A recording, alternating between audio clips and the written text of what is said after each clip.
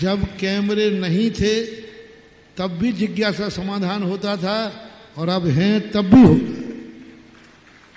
ऐसा नहीं कि चैनल चल रहा है तो जिज्ञासा समाधान हो रहा है।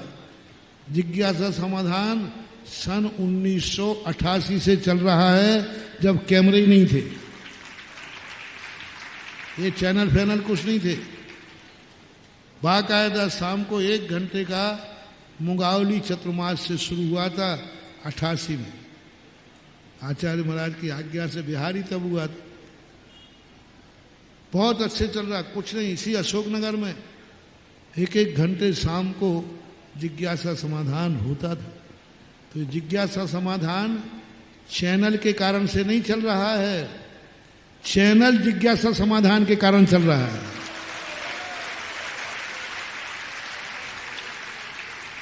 चैनल चल रहा है सो जिज्ञासा का समाधान कर रहा हूं, नहीं, जिज्ञासा समाधान कर रहा है तो ये चैनल का काम चल रहा है, इनका चल रहा है काम, इनका धंधा पानी चल रहा है, चैनल जिज्ञासा समाधान कारण। तो कोई चीज के लिए साधु को कभी धन के तरफ नहीं जाना चाहिए। धन साधु के पास बिल्कुल सर्व जड़ों की, सब पापों की जड़ है क्या? धन। और वो भी साधु के पास। श्रावक के पास यदि धन है तो उसका सदुपयोग हो सकता है, लेकिन साधु के पास धन है नियम से दुर्गति का कारण है। कभी भूल करके साधु को धन नहीं देना। हाँ, साधु के कहने पर पूरी जिंदगी भर की कमाई लुटा देना, लेकिन साधु को 1 कौड़ी भी नहीं देना। इसी प्रकार धन धान, खाने पीने की व्यवस्था, अपने सारी चीजों का इनके लिए भी कुछ नहीं करना। भोजन की व्यवस्था साधु स्वयं अपने लिए नहीं कर सकता।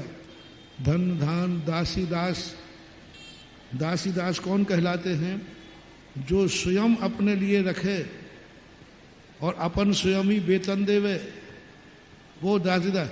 श्रावक अपनी तरफ से यदि किसी को लगा रहा है तुम्हारी सेवा में, तो वो दासी दास में नहीं आएगा, वो कृत कार्यत अनुमोदना में आएगा। जैसे आप लोगों ने साधु की सेवा के लिए लगा दिया, आजकल पानी भरने के लिए, इनके लिए, तो इस पर भी मैंने विचार किया कि यदि वेतन हमें देना पड़े, हम उनको दास जब माने जाएंगे जब हम उनके मालिक हों। जो तुम्हारी सेवा कर रहे हैं उनका मालिक कौन है? नौकर का मालिक कौन कहलाता है? जो उनको वेतन दे रहा है। तो उन नौकरों को वेतन कौन दे रहा है? श्रावक दे रहा है। तो वो श्रावक के मालिक, श्रावक उनका मालिक है, श्रावक उनका दास है, श्रावकों का। अब वो महाराज का अपना काम करा लेता है, मंदिर का काम करा लेता है, साधुओं के व्यवस्थाओं का काम करा लेता है, तो वह नहीं आएगा इसमें। पाटा बनवाया खाती से तुमने, तो पैसा तुमने दिया, तुम्हारे नाम से बना, उसे महाराज के लिए लगा दिया। इस पे बहुत सारी डिस्कशन हुए थे।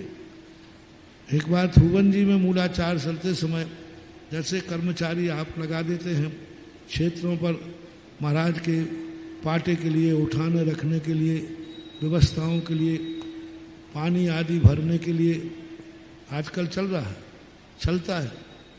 और आज इतना जरूरी हो गया कि उसके बिना साधु की चर्या आप लोग नहीं बना पाते। तो आचार्य जी ने कहा था इनका मालिक कौन है? महाराज मालिक है। यदि तुम अपना इनको दास मान रहे हो तो तुम इनको वेतन दीजिए।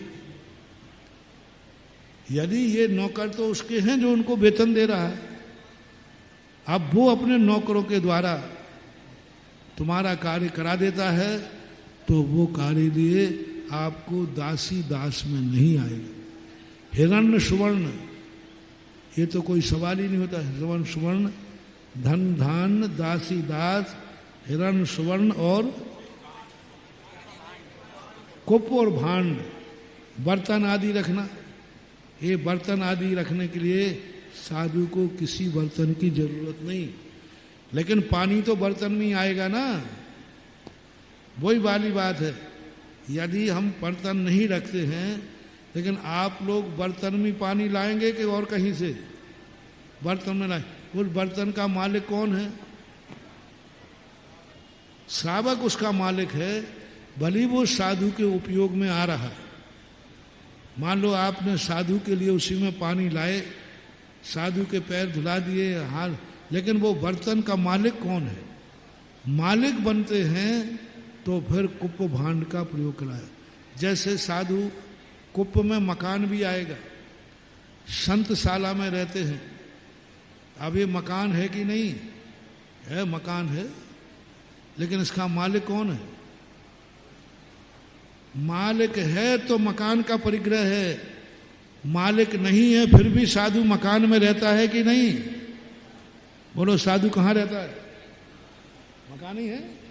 संतशाला रखने से कोई अलग थोड़ी हो गया, मकान में ही रह रहा है। और मकानों में भी रहना पड़े कहीं तो, शून्यागार आदि, तो मकान है। मकान किसने बनाया? श्रावक ने। पैसा किसका लगा? श्रावक का। उपयोग महाराज के काम आ गया तो आता है। तो मकान का मालिक नहीं बनना, मेरी संतशाला मैं बनाऊं, मैं ही पैसा लाऊं और मैं ही उसमें रहूं, तो ये दोष है। श्रावक ने अपने पैसे से बनाया, मकान बनाया, संतशाला बनाई, उसमें साधु को रह जाता है तो उसे मकान का दोष नहीं आएगा, मकान का दोष नहीं आएगा, परिग्रह का दोष नहीं आएगा, क्योंकि वह उसका मालिक नहीं है। ऐसी व्यवस्था बनाओगे तो ही बनेगी, नहीं तो आप तो मकान में रुक गए महाराज, तो आपका परिग्रह त्याग हुआ ही नहीं। अब दूसरे आ जाओ, कपड़े से आपने हमारा मुंह पोंछ दिया, बोलो कपड़ा हमारे काम में आया कि नहीं? तो परिग्रह हो गया कि नहीं? परिग्रह हो गया, क्योंकि आपने कपड़े से मेरे शरीर को पहुंचा, पसीना पहुंचा, तो फिर वो परिग्रह में आ जाएगा? नहीं आएगा, क्योंकि उस कपड़े को किसने खरीदा है और मालिक कौन है? अब वो अपनी वस्तु से महाराज का पसीना पहुंच रहा है तो वह परिग्रह के अंतर्गत नहीं आएगा, क्योंकि वो अपने लिए अपना मालिक बन करके फिर उपयोग कर रहा है अपनी वस्तु का।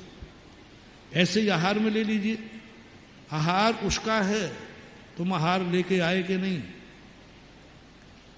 वो अग्नि में गर्म हुआ था कि नहीं? वो बनाया गया था कि नहीं? फिर तुमने कैसे ले लिया? उस भोजन का मालिक आप हैं कि श्रावक है?